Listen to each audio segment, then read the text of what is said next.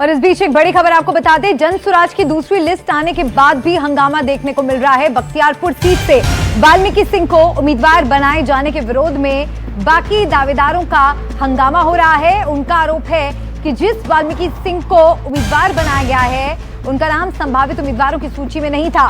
तो वहीं जनसुराज का दावा है कि संभावित उम्मीदवारों की लिस्ट में से ही उम्मीदवारों का चयन किया गया है। बख्तियारपुर सीट के दावेदारों का हंगामा हो रहा है। जनसुराज की दूसरी लिस्ट पर हंगामा मचा है। लेकिन उनका नाम घोषणा किया गया। एक दिन भी नहीं है जहाँ वोटिंग में हुआ वहाँ वाल्मीकि नहीं है। हम गोली खाए प्रशांत गिनती के लिए।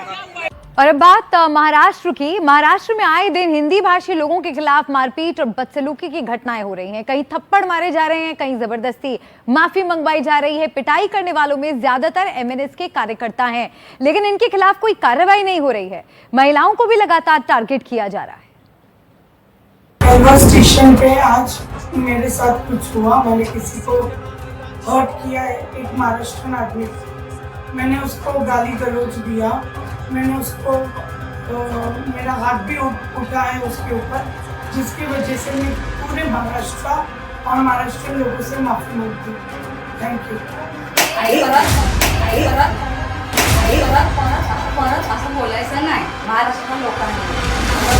दरअसल मामला ये था कि ठाणे की कलवा स्टेशन पर एक पुरुष ने महिला को धक्का मार दिया था, जिसके बाद महिला ने उसका कॉलर पकड़कर उसकी पिटाई की। अब शब्दों का इस्तेमाल किया।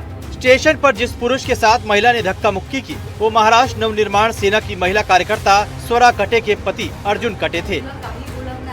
मामले की जानकारी मिलने के बाद स्वरा कटे ने महिला को एमएनएस दफ्तर बुलवाया, सार्वजनिक रूप से माफी मंगवाई। इसका वीडियो बनाया गया और वीडियो बनाते हुए महिला कार्यकर्ता ने वीडियो रिकॉर्डिंग के बीच में ही उस महिला को थप्पड़ मारा और दोबारा ऐसी भाषा किसी महाराष्ट्रियन के लिए न इस्तेमाल करने की चेतावनी तक दे दी। रेलवे स्टेशन पे आज मेरे साथ कुछ हुआ। मैंने किसी को हर्ट किया है, एक महाराष्ट्रन आदमी। मैंने उसको गाली गलौज दिया। मैंने उसको मेरा हाथ भी उठा है उसके ऊपर, जिसकी वजह से मैं पूरे महाराष्ट्र और महाराष्ट्र लोगों से माफी मांगती हूँ। Thank you.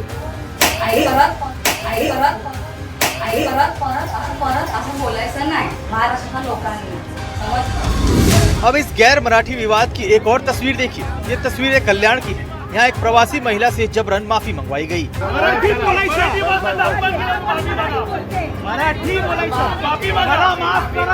माफी मांग रही इस महिला पर आरोप लगा कि कल्याण के वसंत घाटी इलाके में इसने डी मार्ट में एक मराठी कर्मचारी के साथ दुर्व्यवहार किया और मराठी भाषा और मराठी लोगों के बारे में आपत्तिजनक शब्दों का इस्तेमाल किया।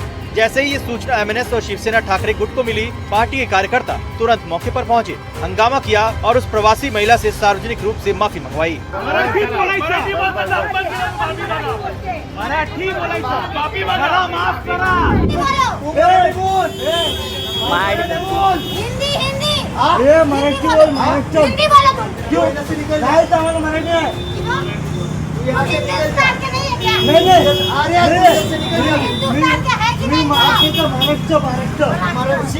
बोलो।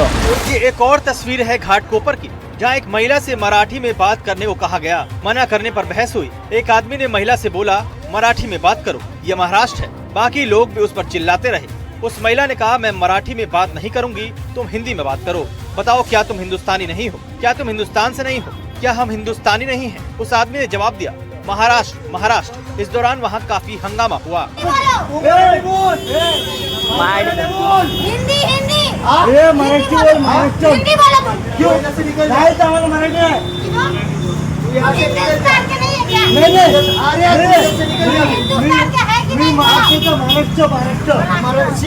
बोलो। आपको 7 जुलाई का भी एक मामला याद होगा, जब मनसे नेता के बेटे राहिल जावेद शेख ने नशे में धुत होकर मशहूर मराठी सोशल मीडिया इन्फ्लुएंसर और एक्ट्रेस राजश्री मोरे के साथ बदसलूकी की थी और अपने पिता की पद का दिखावा भी किया। राजश्री मोरे ने अपने इंस्टाग्राम हैंडल पर ये वीडियो शेयर किया था। इस मामले पर भी काफी बवाल हुआ। शिवसेना नेता संजय निरुपम ने भी वीडियो शेयर कर मनसे की आलोचना की थी और इसे मराठी संस्कृति के रक्षक होने का दावा करने वालों का असली चेहरा बताया। इससे पहले जब राजश्री मोरे ने एक वीडियो डाला था जिसमें कहा गया था कि सिर पर बंदूक रखकर मराठी मत बुलवाओ। इस वीडियो से एमएनएस कार्यकर्ता भड़क गए थे और उन्होंने एक्ट्रेस के खिलाफ मुंबई के वर्सोवा पुलिस स्टेशन में शिकायत की थी। इसके बाद उनसे पुलिस की मौजूदगी में माफी भी मंगवाई गई, वीडियो डिलीट करवाया गया और तब जाकर कहीं एमएनएस कार्यकर्ताओं ने हंगामा बंद किया। अपनी जाति पे, एक मराठी होने पे इस मामले पर राजनीतिक गहमागहमी भी रही है। एक तरफ एमएनएस प्रमुख राज ठाकरे बड़े ही अलग ढंग से खुलेआम पिटाई का समर्थन करते नजर आ रहे हैं। राज ठाकरे कह चुके हैं, चाहे गुजराती हो या कोई और, मराठी आनी ही चाहिए। अगर कोई मराठी नहीं बोलता तो उससे पीटने की जरूरत नहीं। अगर कोई बेकार का ड्रामा करे, कान के नीचे दो। अगर किसी को पीटे तो घटना का वीडियो ना बनाएं। पीटे गए शख्स को ही बताएं कि उसे पीटा गया है। सबको बताने की जरूरत नहीं है कि आपने किसी को पीटा। वहीं दूसरी तरफ महाराष्ट्र के सीएम ने कहा कि मराठी आनी चाहिए, लेकिन अगर कोई कानून हाथ में लेता है तो उस पर कड़ी कार्रवाई होगी। महाराष्ट्र में मराठी के लिए आग्रह करना कोई गलत बात नहीं है। सरकार का भी मानना है कि मराठी का उपयोग ज्यादा से ज्यादा होना चाहिए, किंतु अगर उसके लिए कोई कानून हाथ में लेता है तो कानून उसके ऊपर कार्रवाई करेगा।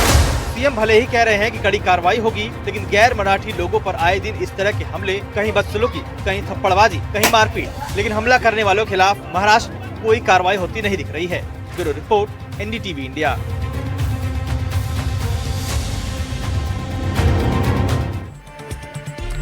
और उत्तर प्रदेश से आपको इस वक्त की बड़ी खबर बता दें, यूपी के बुलंदशहर, बरेली, संभल में इनकम टैक्स की छापेमारी की खबर आ रही है। मीट कारोबारियों पर इनकम टैक्स की छापेमारी हो रही है। कुछ अहम दस्तावेज आईटी टीम खंगाल रही है। बुलंदशहर में मीट कारोबारी आजी आसीन की फैक्ट्री पर भी छापेमारी की गई है। तो मीट कारोबारी की फैक्ट्री पर छापेमारी की कार्रवाई से जुड़ी ये बड़ी खबर। तो अलग अलग इलाकों से ये खबरें आ रही हैं। कुछ अहम दस्तावेज खंगाल रही है आईटी टीम।